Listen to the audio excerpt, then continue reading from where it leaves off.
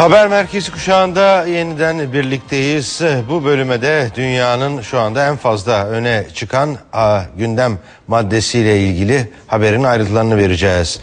Çin'in Sincan eyaletinin başkenti Urumçi'de dün akşam yaşanan şiddet olaylarında en az 140 kişinin öldüğü bildiriliyor. 800'ü aşkında yaralı var. Ölü sayısının artmasından endişe edilmekte. Birkaç yüz Uygur Türk'ünün protesto eylemiyle başlayan olaylara kısa sürede 1000'e aşkın kişi katıldı.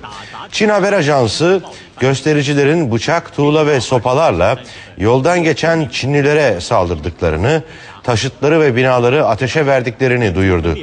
Uygur gruplara göre ise barışçı protesto gösterileri polisin sert müdahalesinin ardından büyüdü. Yüzlerce kişinin tutuklandığı olaylar sonrasında görgü tanıklarına göre kentte fiili sıkı yönetim uygulanıyor. Çin'in kuzeybatısındaki Sincan Uygur özerk bölgesindeki çatışmalar Türkiye'de de yakından takip ediliyor. Telefon attığımızda Doğu Türkistan Kültür ve Dayanışma Derneği Başkanı Seyit Tümtürk var. Sayın Tümtürk, iyi günler efendim. İyi günler Oğuz Bey. Siz bölgeyle irtibattasınız. Evet. Size gelen bilgiler ne yönde? Öncelikle Türk dünyasının başı sağ olsun diyorum. Son aldığımız bilgi yaklaşık 500'e yakın ölü olduğu doğrultusunda. Tabii bunu teyit edemiyoruz. Ama Çin Haber Ajansı'nın rakamlarına göre 126 deniliyor, 140 deniliyor. Çin resmi kaynaklarına göre eğer 140 deniliyorsa bu rakam en az 4 ile 5 ile çarpabilirsiniz. Çünkü Urumçi'nin 5 ayrı mahallesinde binlerce kişinin katıldığı bir protesto gösterisi. Burada Çinlilerin söylediği gibi masum Çinlilere Doğu Türkistan halkı taşlarla, sopalarla saldırmıyor. Geçen hafta bakın olay şu, 26 Haziran'da Sayın Cumhurbaşkanımız Abdullah Gül Bey'in Çin ve Urumçi yani Doğu Türkistan ziyareti esnasında bence bu planlı bir hareket. Masum Doğu Türkistanlıların kaldığı işçi olarak, köle işçi olarak Doğu Türkistan'dan Çin'e götürülüp ucuz iş gücü için çalıştırılan Doğu Türkistanlıların yatakhaneleri basılıp orada yüzlerce kardeşimiz gecenin saat 2'sinde uyku halindeyken katlediliyor. Ve bunun 300 kişinin biz katledildiğini bilgisini aldık. Bir hafta sonra da Urumçi'deki üniversitelerde öğretim görevlileri ve öğrenciler buna tepkisini koymak için demokratik bir şekilde sokağa çıkıyorlar. Hiçbirinin elinde silah yok, hiçbirinin elinde patlayıcı madde yok. Bunlar hepsi ilim adamı ve öğrenci aydın gençler. Şimdi bunların üzerine Çin işgalci polisleri yayılım ateşini açarak bizim aldığımız bilgilere göre 500 civarında belki de 500'ün üzerinde kardeşimiz şehit ediliyor. Evet. Burada görüntülerde Çin Haber Ajansı Xinhua'nın yaydığı haberlerde de 2 tane Çinli kızın, ağzı kanamış Çinli kızın ve 2 tane de panzerin, devrilmiş panzerin görüntüsü yayınlanarak orada olay tamamen çarpıtılmaya çalışılıyor. Burada ben şunun altını vurgulamak istiyorum. Bugün de bu olaylara tepki olarak 26'sındaki Gangdong'daki katliam ve 5'indeki Urumçi'deki katliam bu olaylara tepki olarak Doğu Türkistan'ın kalbi, Türk dünyasının kalbi olan Kaşgarlı Mahmut'un şehri olan Kaşgar'da İtgah Camii önünde büyük bir halk mitingi gerçekleştirilecek. Ve şu anda Çin bütün yayın araçlarını, internet, televizyon gibi bütün yayın araçlarını Doğu Türkistan'ın tamamında kapatmış durumda. Bırakın bir dünya ile bağlantıyı, Çin'le bile bağlantı kurma imkanımız şu anda yok. Ben endişe ediyorum. Evet, Kaşgar'daki mitingde 10 binlerce Doğu Türkistanlı masum katledilecek. Ve ben buradan hür dünyaya sesleniyorum. Birleşmiş Milletler'e, AGİT'e, İslam Konferansı Teşkilatı'na ve özellikle de insanım diyen herkese sesleniyorum. Bırakın Türklüğü, bırakın Müslümanlığı, insan olması sebebiyle bugün Doğu Türkistan'da 35 milyon Müslüman Türk haritadan silinmek üzere. Bugün bu olaylar son bir haftalık 10 günlük olay değil. Doğu Türkistan gerçeğidir bu. Evet. Doğu Türkistan'ın Türk yurdu olduğunun gerçeğidir. Anladım. Doğu Türkistan'da son 60 yıl içerisinde bakın 1933'te Doğu Türkistan İslam Cumhuriyeti, 1944'te Doğu Türkistan Cumhuriyeti adı altında 2 bağımsız devlet vardı orada. Son 60 yıldır bir işgal var. Anladım. Bu işgalin... Sayın Tümtürk, süremiz çok azaldı. Doğru, ben başta da söylemiştim, bu 1940'lı yıllardan beri gelen bir sorun.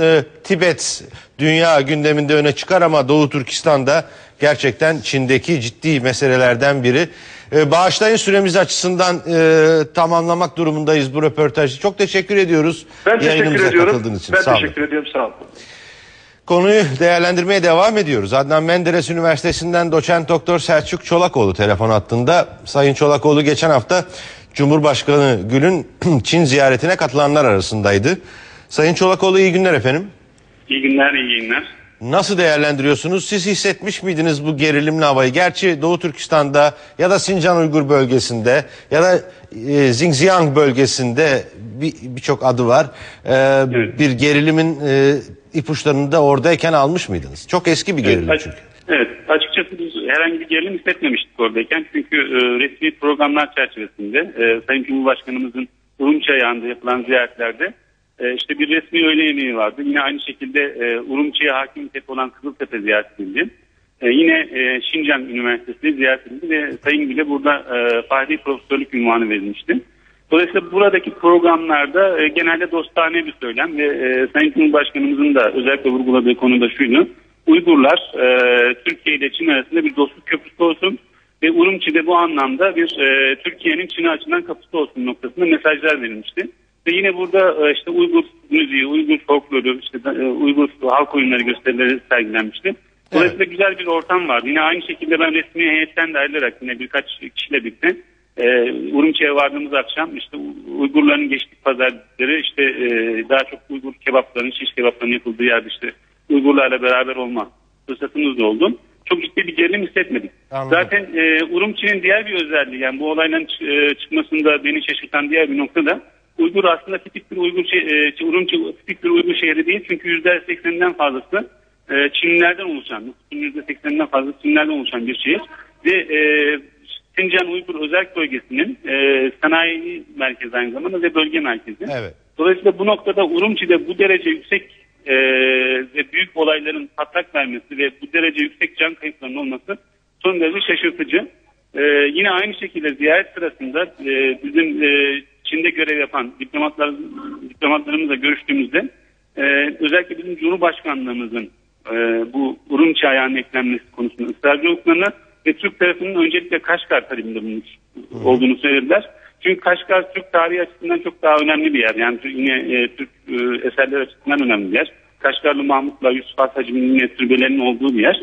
Dolayısıyla Kaşgar talebini Türk tarafının Çin makamları işte burada üst düzey protokolü ağırlayacak sayıda otel veya işte kalitede otel olmadığı gerekçesiyle oraya gidemediniz. Urumçi'ye döndürmüştür. Evet. Sayın Çolakoğlu, Dolayısıyla evet, olayların kökünde size göre ne yatıyor?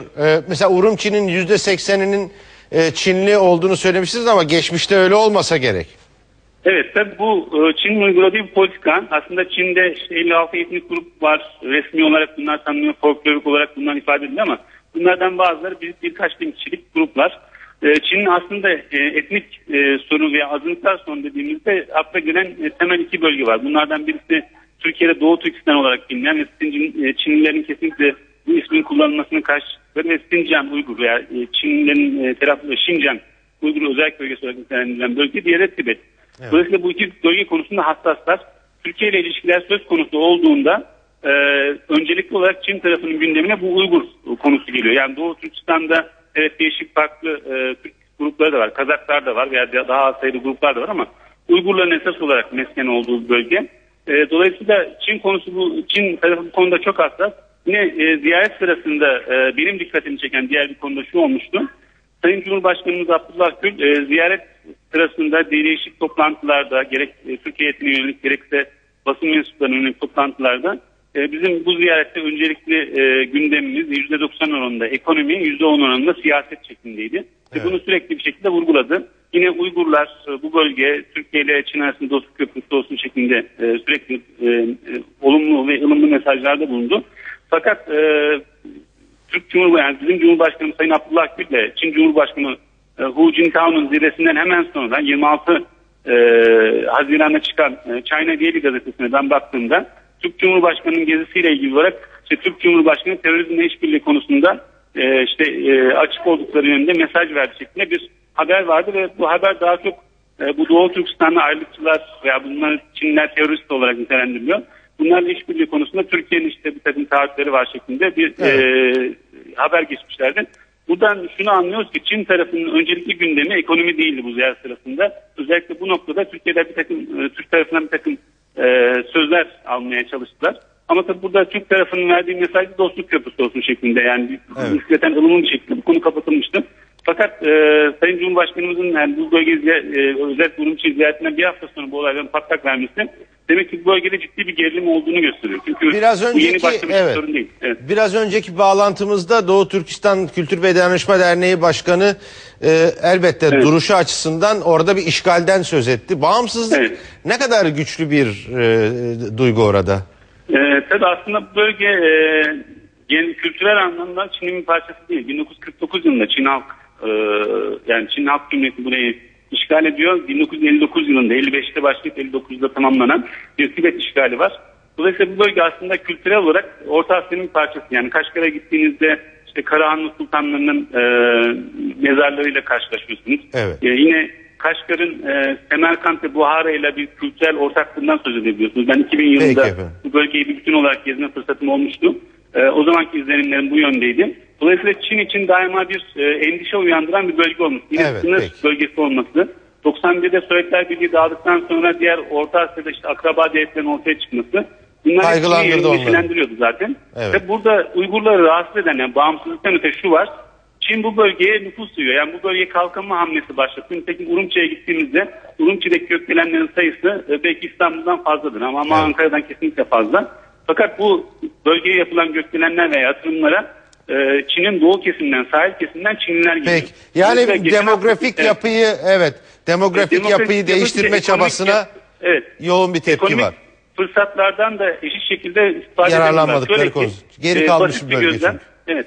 Basit bir gözlem. Geçen hafta Urumçi'deyken bu geçtik pazara gittiğimizde işte meyve satan tezgahlar veya işte ne bileyim şiş kebap yapan, işte yiyecek satan tezgahlar Uygurların elinde.